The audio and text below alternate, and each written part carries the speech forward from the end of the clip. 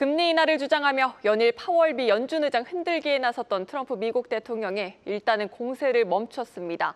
이달 29일부터 이틀간 연준은 연방공개시장위원회를 열어 금리를 결정하는데 향후 FOMC 전망과 트럼프 대통령의 의도, 경제부 유주환 기자와 이야기 나눠보겠습니다.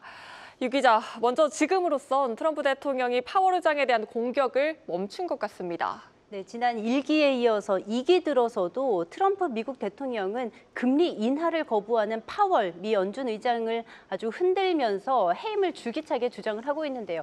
이번 시도도 일단은 판정패로 봐야 할 것 같습니다.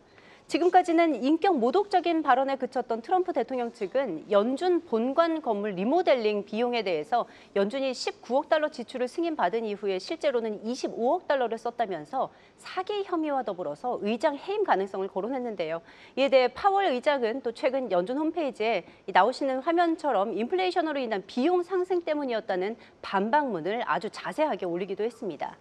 미국 연방준비법은 연방준비제도 이사 해임에 대해서 미국 대통령이 정당한 사유에 한해 할 수 있다라고 규정을 하고 있는데요. 이는 중대한 불법 행위나 직무유기 등으로 아주 좁게 해석해야 한다는 것이 미국 내 법원과 학계 판단입니다. 또 연준 제도가 설립된 지난 1913년 이후 지금까지 해임된 의장은 단 한 명도 없습니다.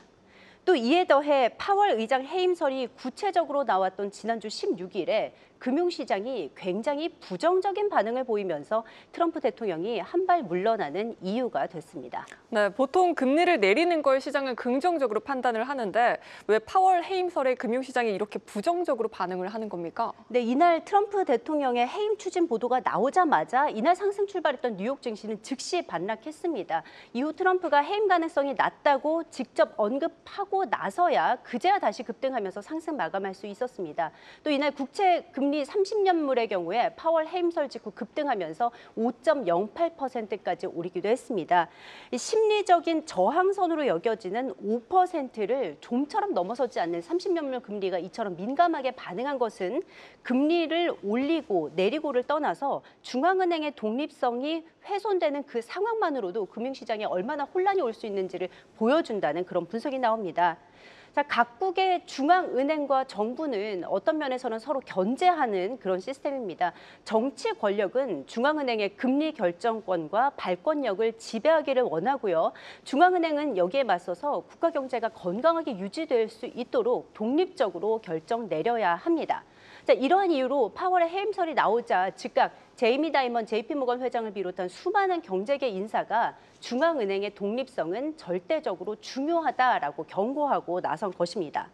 또 미국은 기축통화국이기 때문에 대다수 국가들은 미국의 기준금리를 아주 중요한 기준으로 삼고 통화정책을 운용하는데요. 이 신뢰가 흔들린다면 미국 자산에 대한 신뢰도 타격으로 이어질 수 있다는 지적도 나옵니다.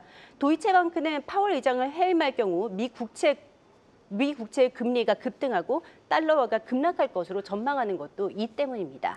네, 당장 다음 주 FOMC가 예정돼 있습니다. 7월 금리 결정 아직까지는 동결이 유력하죠? 네, 맞습니다. 연준이 이번 달에 금리를 내릴 것으로 보는 주장은 이미 좀 설득력을 잃은 상황입니다. 경제 지표가 양호한 상황에서 관세에 따른 불확실성이 여전하기 때문이죠. 금리 인하 논장을 사그라들게 한 것은 바로 6월 고용 지표인데요. 비농업 일자리 수가 전달 대비 무려 14만 7천 개나 증가하면서 예상치를 크게 상회했습니다. 또 실업률은 5월 대비 하락했고요. 신규 실업수당 청구 건수도 같이 줄었습니다. 따라서 7월 금리는 동결을 하고 또 미국이 많은 국가들과 관세 협상 시일을 8월 1일로 두고 있는데 이 관세 영향을 봐서 인플레 불확실성이 해소가 된다면 9월의 금리 인하가 유력하다라고 시장은 보고 있습니다. 다만 결정 자체는 동결이더라도 얼마나 많은 위원들이 동결에 반대했는지는 7월 이후 연준 내의 구도와 또 9월 FOMC 결정에는 큰 영향을 미칠 전망입니다. 네, 금리가 결정되면 트럼프 대통령이 파월 흔들기도 진정될 수 있을까요? 네, 하지만 월가와 또 글로벌 시장의 많은 주체들은 파월에 대한 사퇴 압박은 앞으로도 계속 이어질 것으로 보고 있습니다. 일례로 트럼프 대통령이 지지하는 그림자 의장을 둬서 연준 내 분열을 고조시키고 또 또 임기가 내년 5월에 종료되는 파월 의장이 스스로 물러나게끔 유도한다는 건데요. 파월 의장의 이사로서의 임기는 오는 2028년 1월까지로 의장직을 그만두더라도 FOMC 위원으로 계속해서 금리 결정에 관여하게 됩니다. 이 경우 트럼프 대통령이 구미에 맞는 다른 이사를 지명할 기회가 없어지기 때문에 파월을 지속적으로 흔들 것이라는 예측이 나옵니다. 자, 그런데 최근 목도한 것처럼 이 같은 결과는 파월의 입지 약화뿐 아니라 미국 통화 정책에 대한 신뢰도 약화로 이어져서 곧 금융 불안을 야기하는 요소가 상존할 것이라는 얘기가 되기도 하겠습니다. 당장은 7월 FOMC에서는 금리 동결에 반대하는 이탈표가 얼마나 나올지가 관심입니다. 이미 크리스토퍼 월러 이사를 필두로 인해 몇몇 인물들이 금리 인하를 주장하고 있기 때문에 이달 FOMC 이후 파월 흔들기가 더 격화되면서 연준 내에서도 통화 정책을 둘러싼 이견이 더욱 돌출될 수 있다는 우려가 나옵니다. 네, 여기까지 듣겠습니다. 경제부 유주환 기자였습니다.